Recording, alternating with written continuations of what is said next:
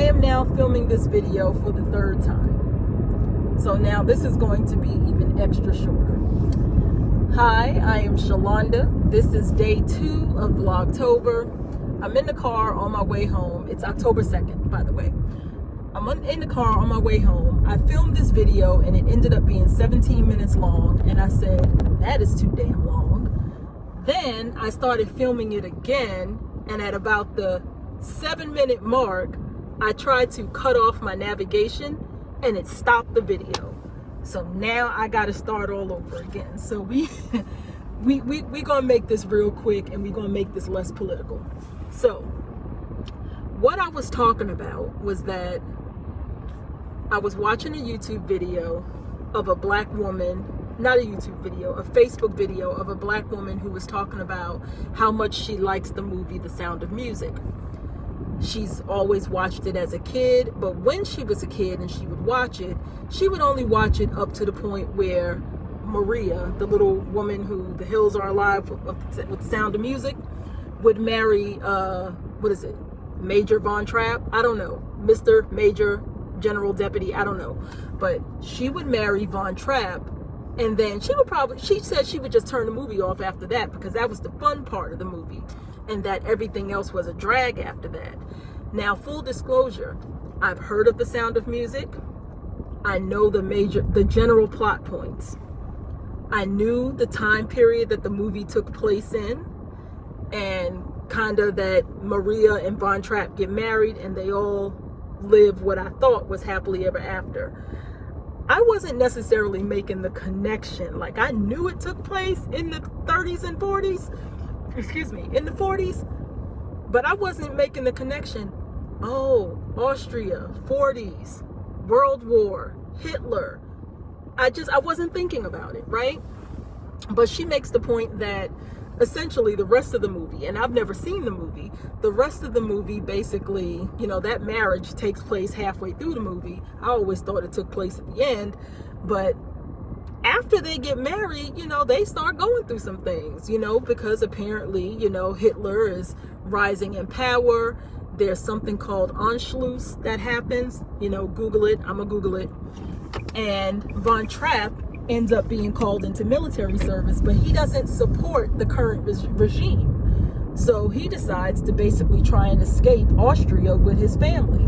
Now, if I'm getting any of the plot points wrong, forgive me, maybe one day I'll watch the movie. But what I found interesting was, here's a man who decided, at least if I'm understanding the plot points correctly, here's a man that decided to, kind of stand up for what he believed in, and he didn't necessarily want to go into this military service. But it made me think about, how does that type of regime even come into power? In any society, you're going to have people that believe things, right? And you're going to have people that have extreme versions of that belief. That is not uncommon. But how does a person with such extreme beliefs as Hitler come into power?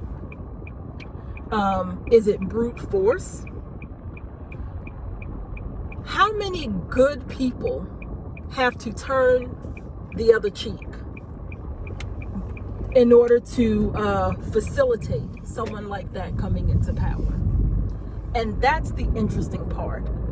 When I was listening to her talk about this movie and talk about essentially what happens after Von Trapp marries Maria, and how they are basically running away from Nazi society, she starts to talk about the parallels in that society.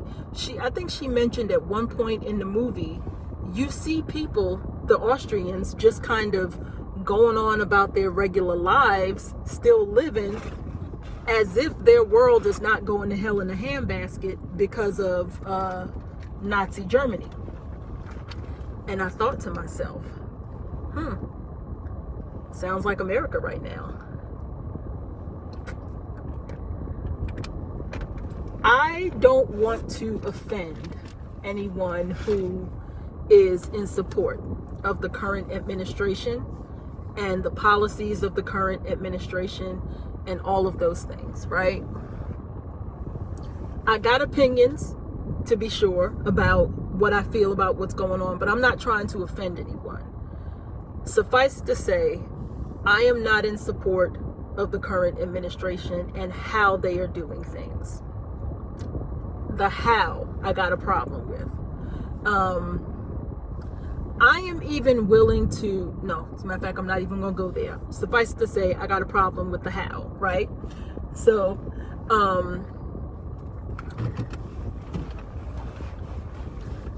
most of what I see in this country as an American is Republicans are in power right now, good, bad, or indifferent, and the country as a whole is becoming more conservative. Okay.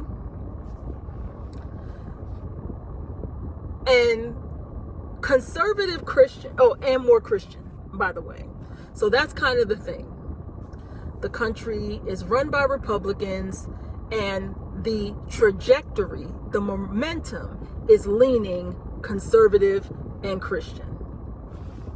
But if we're a country that began by providing a place for people to come from other places and be able to worship the way they wanted to worship, practice the way they wanted to practice, and live the way they wanted to live, if that's kind of the foundation of our country, how does it make sense to now begin moving towards this ultra extreme, to the maligning of others who don't fit that mold? Let me make it plain. As a black woman in America who's born and raised here, as someone who was born into the Christian faith, who still considers herself a Christian, but at 49 turning 50, I wonder if maybe my belief system is beginning to change. So I am on a journey in that regard. But as someone who is a black woman who right now is a practicing Christian, but may end up converting to another faith, but still believes that America is a good place and that at least the intention of America was good. The practice is another thing. We're going to talk about that in another. But the intention, hey, come to our country and practice and be free. That was allegedly the intention. We're going to skip over slavery for this quick moment. But if that's the intention of America, I question how Christians can watch what our current administration is doing, using the people as political pawns. It's October 2nd when I'm leaving this video, and the federal government has just shut down. Hundreds of thousands of people have been furloughed. I'm watching this administration pass bills and executive orders that seem to be based in beliefs that are not necessarily correct. It's kind of like making a decision about a thing when you have faulty information. Or I'm watching these conservative Christian Republicans say that the reason why they admire the current president because he's no nonsense, he says what he means, he wants to make America strong, and he is a Christian. What does the conservative Republican Christian have to say to himself or herself to make it make sense that our president has been sued, accused of crimes, has admitted to, at the very least, not treating some of the women in his life the way he should have. Like, I'm not trying to go off on a tangent because I really don't want to offend people, but I'm just trying to say, as Christians and Republicans and conservatives, like those who are in support of this administration, how do you reconcile what you're seeing the administration do with your Christian values? Because they don't line up. And I think about that as I think about The Sound of Music, because it feels like when you enter a time in society where a regime like what happened during the time of the Nazis, and what is happening now in the United States, and what is happening in North Korea or wherever else where there is oppression, those things just don't happen in a vacuum. A lot of good people like you, me, my Republican neighbors, my Christian neighbors, my Democratic co-workers, my liberal shop owners, whatever, us. There's a lot of turning a blind eye to things that we have to do that facilitate some of this stuff happening. I'm not saying it is all our fault. I'm simply saying this doesn't happen in a vacuum. The same way the people in Austria, in The Sound of Music, the woman was saying they were just continuing to go to parties as if nothing was happening in their country. Now, mind you, I may watch the movie, because again, this is what the lady is saying. And I guess what I'm trying to say as I roll up on minute 12 is